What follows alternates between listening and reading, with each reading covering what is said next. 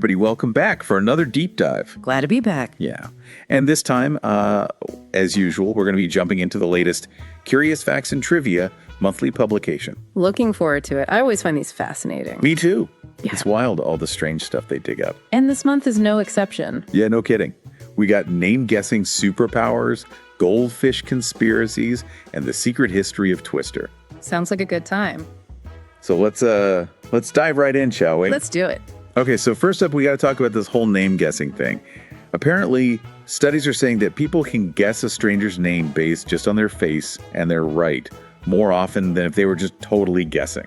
Like, Yeah, that's one of the things that really caught my eye, too. really makes you wonder if there's something more to it, right? Yeah, it's pretty wild. Like, how is that even possible? Exactly. So, like, what's the explanation here? Are we all secretly psychic or something? I wouldn't go that far.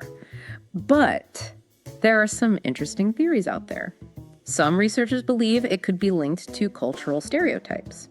You know, certain names might be more common in certain cultures, and those cultures might have some shared physical characteristics. So you're saying our brains are making these connections without us even realizing it. Exactly. Or it could be something about personality and micro-expressions. Like maybe certain personality types are drawn to certain names, and those personalities are reflected in our faces in subtle ways. Wow, it's kind of trippy when you think about it. It's like our faces are betraying our names or something. Right. It really makes you think about all the subconscious cues we're picking up on in our daily interactions. Totally. Now, has this ever happened to you? Like, you meet someone and their name just seems to fit their face perfectly. Oh, yeah. All the time. It's kind of freaky, actually. Right. It's like this weird sixth sense. Exactly. Okay, so moving on. Let's talk about pets, because you know I'm a huge animal lover. Of course, sir. And speaking of animal lovers, get this. 71% of pet owners actually share their bed with their furry friends. Wow, that's a lot. I guess I'm not surprised, though. Yeah, I'm right there with them. Snuggles are the best. But get this next fact really threw me for a loop. It turns out families with fish tanks are 3 times more likely to have allergies. What's up with that? Right.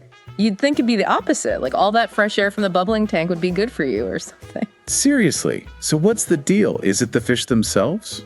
Well, it's important to remember that just because two things happen together, it doesn't necessarily mean one causes the other. It's like if you see a lot of firefighters at a fire, it doesn't mean they started it right. Okay, that makes sense. So what's the fire in this case? Good question. It's Okay. probably more about the whole fish keeping environment.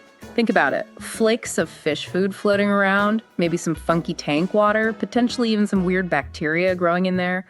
All that stuff could be triggering allergies for people who are sensitive. Oh, that makes sense. So it's not really the goldfish's fault after all. Right. It's more about the stuff that comes along with keeping them. Interesting. So is this like a deal breaker for families who are thinking about getting a fish?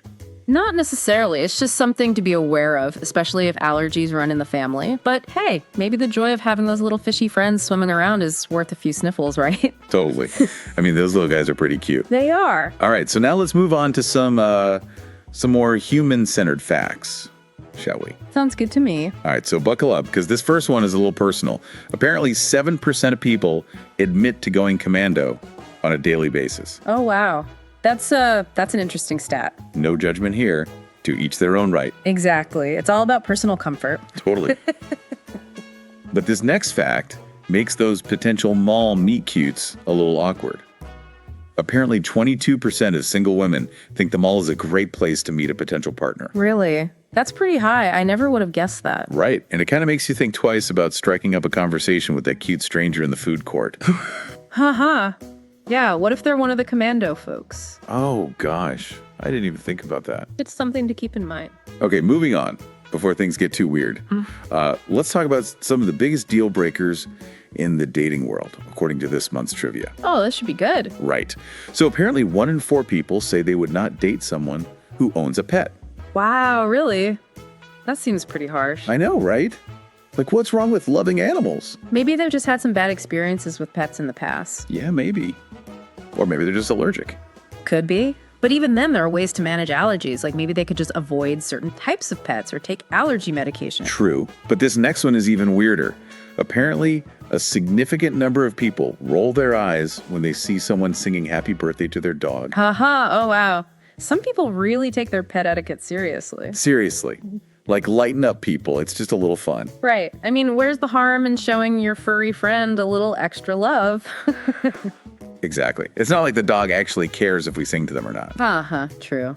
They're probably just happy to get some extra treats. Okay, so clearly we've got some differing opinions on pets and relationships, but one thing we can all agree on is food, right? Oh, absolutely. Food is the universal language. And speaking of food, get this. Nearly 25% of our calorie intake comes from drinks. Whoa, really? I never really thought about that. Me neither. But when you consider all the sugary drinks, juices, lattes, and even smoothies we consume throughout the day, kind of makes sense. Yeah, that's a good point. It's easy to forget about those liquid calories. Totally. And speaking of sweet treats, did you know that candy canes were originally invented to keep children quiet in church? Oh, wow. I never knew that. That's fascinating. Right. Can you imagine trying to keep a bunch of sugar-crazed kids quiet in church without candy canes? Uh-huh. Yeah, that would be a nightmare. Total chaos.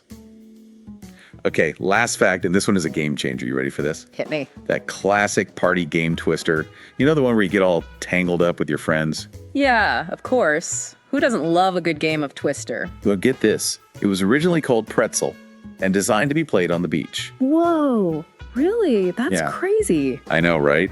Can you imagine playing Twister on the beach? All that sand and sunshine. Yeah, that sounds like a recipe for disaster. Maybe, but it would be a fun disaster. Definitely. Well, folks, that's all the time we have for today's deep dive. Time flies when you're having fun with trivia. It really does. We covered a lot of ground today, from mind-reading name guesses to allergy-inducing goldfish to the wild history of Twister. What did you think?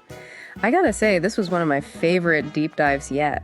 I love how these quirky facts really make you think about the world in a new way. Me too.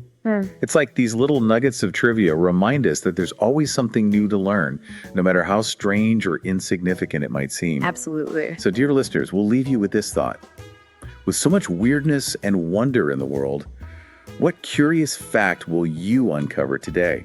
Stay curious and keep exploring. Until next time.